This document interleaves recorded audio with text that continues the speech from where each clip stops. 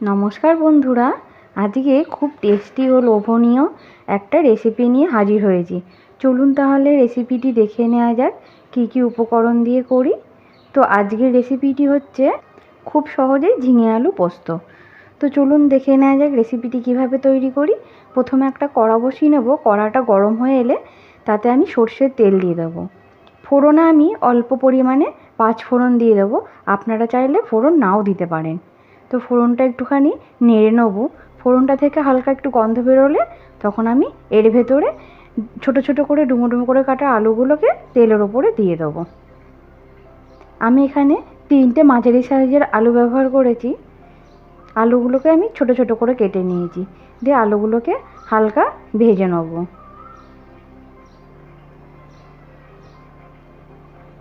এই রান্নাটা প্রথম থেকে শেষ পর্যন্ত দেখবেন, তাহলে ঝিঙেও খুব গলে যাবে না, ঝিঙে থেকে খুব জল বেরিয়ে যাবে এমনটাও হবে না। দিয়ে আলুটা আমার হালকা ভাজা হয়ে এলে তাতে আমি ঠিক এইভাবেই ডুমো ডুমো করে কেটে রেখেছি ঝিঙে। তো ঝিঙেটা এবার আলুর ভেতরে দিয়ে দেবো, দিয়ে এবার ভালো করে ভেজে নেব। ঝিঙে আমি এরকম করে কেটেছি, আপনারা চাইলে লম্বা বা গোল করেও কাটতে পারেন।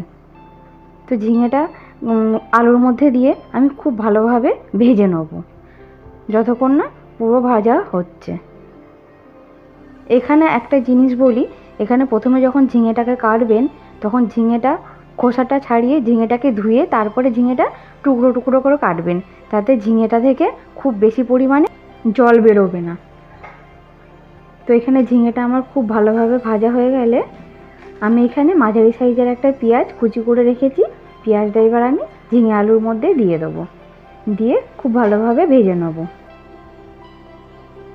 যখন আমি ঝিঙে আলু পেঁয়াজটা একসাথে ভাজবো তখন গ্যাসের আঁচটা একদম হাই ফ্লেমে দিয়ে তারপরে আমি খুব ভালোভাবে ভাজবো। এক্ষেত্রে কী হবে, ঝিঙে থেকে খুব বেশি পরিমাণে জল বেরিয়ে আসবে না। দেখুন এখানে আমি রান্না করছি, ঝিঙে থেকে এক ফোঁটাও জল বেরোয়নি। এরপরে আমি এখানে পরিমাণ মতো নুন দিয়ে দেবো। আমি ছোটো চামচের 2 চামচ নুন আর ছোটো চামচের 1 চামচ হলুদ দিয়ে দেবো। আপনারা আপনাদের পছন্দ মতো নুনটা এখানে ব্যবহার করবেন। আমি দেখুন যখন ঝিঙে আর আলুটা খুব ভালোভাবে ভাজা হয়ে গেছে তখন আমি নুন ও হলুদটা দিয়েছি। নুনটা যদি ঝিঙে দেওয়ার পরেই নুনটা দেওয়া হতো তাহলে ঝিঙেটা থেকে জল বেরিয়ে আসতো। তো আমি নুনটা খুব ভালোভাবে ভাজা হয়ে যাওয়ার পর নুনটা ব্যবহার করেছি, তাতে ঝিঙে ও আলুটা খুব সুন্দর সেদ্ধও হয়ে যাবে আর ভাজাও হয়ে যাবে। এখানে আমি বড় চামচের 4 চামচ পোস্ত ও একটা শুকনো লঙ্কা আর 3টে কাঁচা লঙ্কা একসাথে মিক্সিতে বেটে নিয়েছি। আপনারা চাইলে শিলনোড়াতেও বেটে নিতে পারেন। দিয়ে আমি বাটাটা এর ভেতরে দিয়ে দেব।